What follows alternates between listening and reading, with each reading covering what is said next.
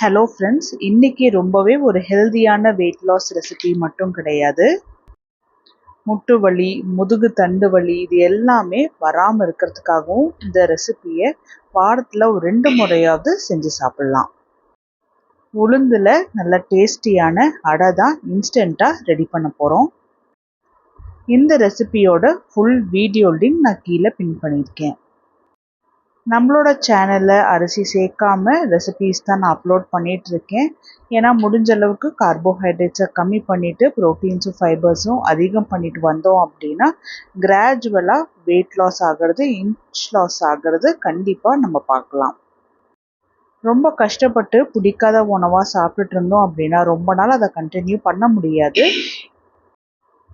இது போல் தினசரி ஒவ்வொரு விதமான ரெசிபீஸ் நம்ம செஞ்சு சாப்பிடும்போது தினமுமே நம்ம இது போல் டயட் ஃபாலோ பண்ணலாம்.